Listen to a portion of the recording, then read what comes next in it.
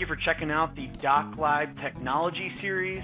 In today's episode, we're looking at the documents and forms created in QAD and how to create a beautiful looking form directly out of QAD using a standard QAD print or a customized print. So first, here's a list of the current documents that we have utilized FormTrap to create out of QAD. So there's a unique, there's quite a variety here of the uses in the product. You can see that we can get fairly creative with it. So, but basically, any text output from the system can be transformed and automatically routed for archiving, emailing, printing, or a mixture of the three of those things. It can also go and retrieve other inputs and print out things like barcoding on a work order for items. We've also included other components such as PDFs for specific products, pulling them right off the network drive.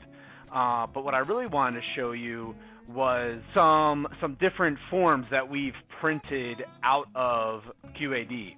So here we have a bill of lading that was done recently for a customer of ours. And as you can see here, we can do barcoding for the specific items, and then we can also do a watermark of test there, just so that they know that there's nothing they have to change. And here's a unique one. It's a work order from a customer where we actually barcoded the items, and we included here, we've got floor stock, routing, etc. And we're also picking up the item number for this last page here to go to the directory on your system and to pick up the schematics of the part that they're working on here for the work order. So it can pull this from your network drive and then insert it into the last page of the work order so that whoever is performing this work order can actually see the schematic of the part they're working on.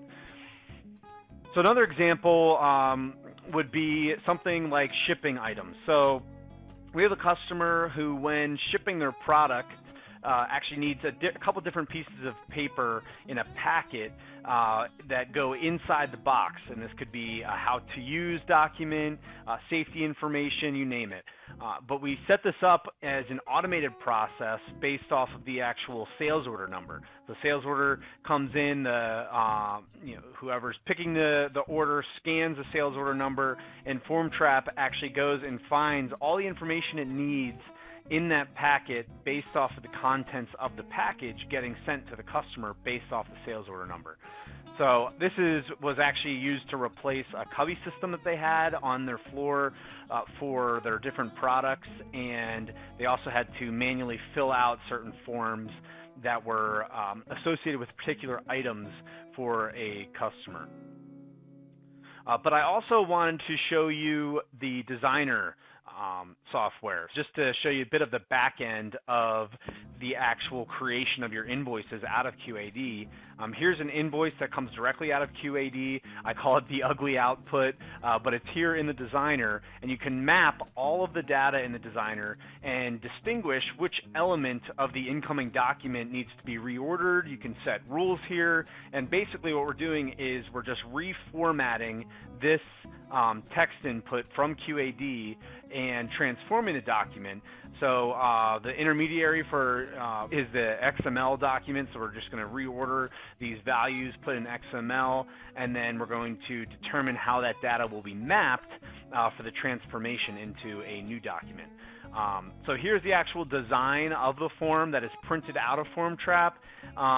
And we'll have different pieces of information that has been mapped based off the rules that you've set, as you can see here. There are some things here on the side bar, such as you're designing your form, the page header and footer, and the report header and footer. The report header and footer is for the first and last page of the form or document, whereas the page header and footer is for all the pages in between the first and last page. You can really leverage this investment in actual software to transform processes and documents in a whole variety of different departments and processes in the business. So it's just something to consider as you evaluate here further. Hope you found this video helpful. Just feel free to reach out if you have any other questions or you want to talk more about the solution as a whole. Thank you, guys.